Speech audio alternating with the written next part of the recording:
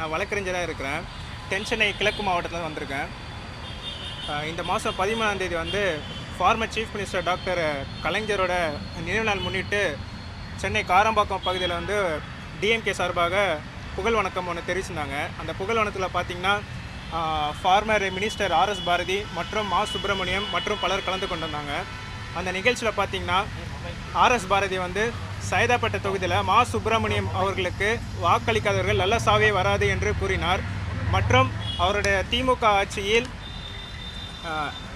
AC bus stand ஒன்று கொண்டு வந்தாங்க. அது வந்து விசிலுக்கு ஓட்டு போட்டவங்களாம் அந்த ஏசி பஸ் ஸ்டாண்டில் போய் கஞ்சா அடிச்சிட்டு இருக்காங்க என்று சொல்கிறாங்க. இதில் என்ன நான் சொல்ல வரேன்னா, ஓட்டு கேட்கும்போது எங்களை மரியாதை கொடுத்து வந்து ஓட்டு கேட்குறாங்க. ஓட்டு போட்ட பிறகு நல்ல சாவு வராது என்று கூறினார்கள். அதனால் ஆர்எஸ் பாரதி மாரி அவதூறு வழக்கு போடுமாறு சென்னை R9 போலீஸ் ஸ்டேஷன்லையும் மற்றும் கமிஷன் ஆஃபீஸ்லையும் கம்ப்ளைண்ட் கொடுத்துருக்கேன். மற்றும் ஆர்எஸ் பாரதி அவர்கள் வந்து ரொம்ப பழமையான தலைவர். இவர் இந்த மாதிரி நாவடக்கம் அடக்கிக் கொள்ள வேண்டும் என்று கேட்டுக்கொள்கிறோம். அடைக்கவில்லை என்றால் அவர்படி சட்டப்படி நடவடிக்கை எடுக்குமாறு கேட்டுக்கொள்கிறேன். முடிஞ்சு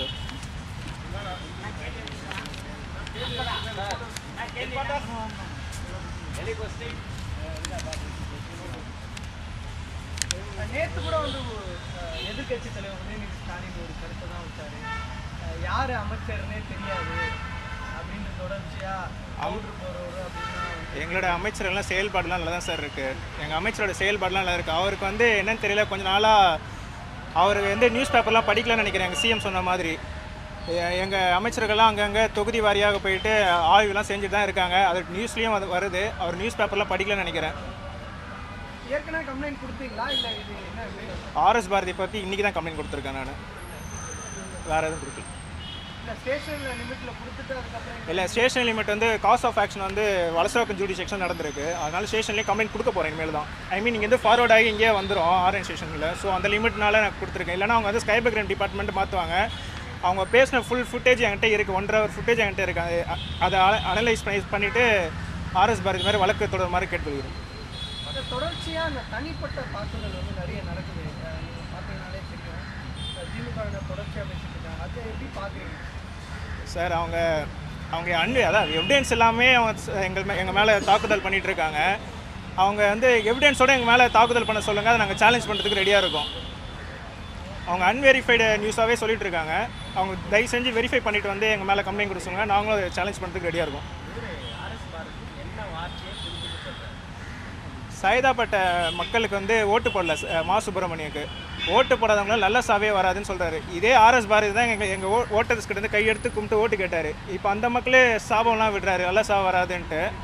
அவங்க கவர்மெண்ட் வந்து ஏசி பஸ் ஸ்டாண்டு கொண்டு வந்திருக்காங்க.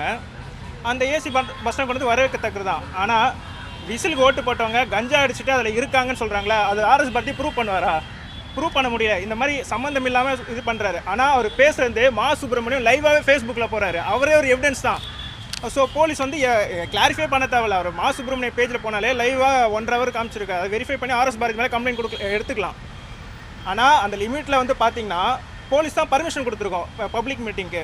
ஸோ அந்த டியூட்டி போலீஸ் ஆஃபரே ஒரு விட்னஸாக சேர்த்துக்கலாம். இதெல்லாம் வந்து நான் R9 போலீஸ் ஸ்டேஷனில் விளக்கமாக நான் சொல்லுவேன். அவங்க வந்து ஆர்எஸ் பாரதி மேலே உடனடியாக எடுக்க வேண்டும். இந்த கால தாமதமாகனா அவங்களாம் மேபி வீடியோஸ்லாம் டெலிட் பண்ணுறதுக்குலாம் சான்சஸ் இருக்குது. So thank you.